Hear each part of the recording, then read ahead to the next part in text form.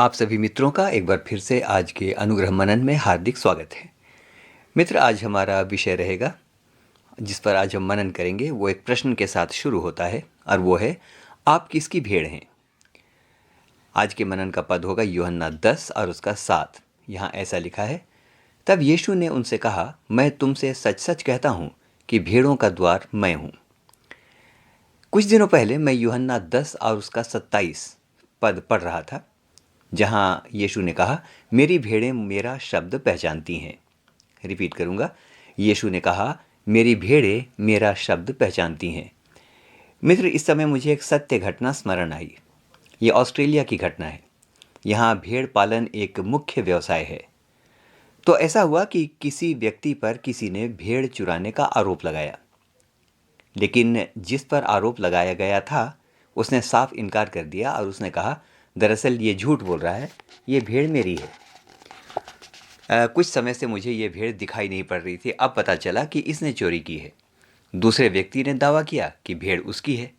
तो झगड़ा इतना बढ़ गया कि बात अदालत तक पहुंच गई। भेड़ एक थी और दावा करने वाले दो। जज के लिए स्थिति बड़ी दुविधापूर्ण हो गई। उसे समझ में नहीं आ रहा था कि फैसला क्या करे। तो उसने आदेश दिया, भेड़ को अदालत में पेश किया जाए। भेड़ अदालत में लाई गई।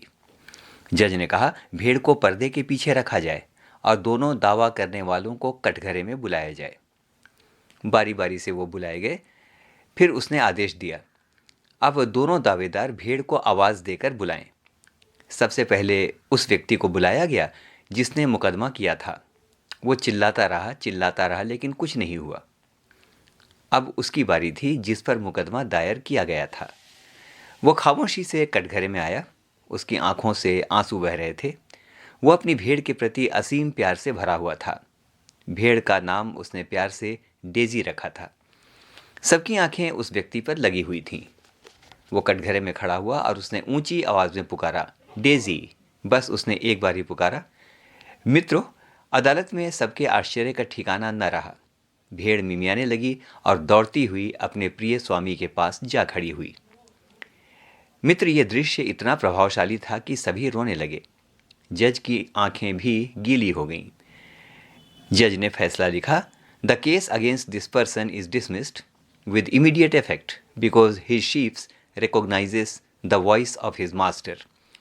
यानी इस व्यक्ति के विरुद्ध जो मुकदमा दायर किया गया है वो तत्काल प्रभाव से समाप्त किया जाता है, क्योंकि हमने देखा कि भेड़ अपने मालिक के स्वर को पहचानती है। मित्र, वो व्यक्ति उसी समय आज़ाद कर दिया गया। आज एक बात कहना चाहता हूँ, शायद शैतान ने निराशाओं, दुष्ट आत्माओं, बीमारियों और अन्य समस्याओं के द्वारा आप पर भी मुकदमा ठोक रखा है। आपके ऊपर नाना प्रकार के आरोप हैं, फैसला नहीं हो पा रहा है। मित्र, इस समय इतना ही कहना चाहता हूँ, अपने भले चरवाहे यीशु की आवाज़ को पहचानिए और जब वह नाम लेकर पुकारे तो उसे तुरंत उत्तर दीजिए। मैं कहना चाहता हूँ, आपके ऊपर चल रहे हर मुकदमे, हर बीमारी, हर शाप और हर आरोप को परमेश्वर इसलिए खारिज कर देगा कि आप अपने चरवाहे की आवाज़ को पहचानते हैं। हम में से हर एक को परमेश्वर बहुतायत के साथ आशीष दे। आमीन और फिर से आमीन।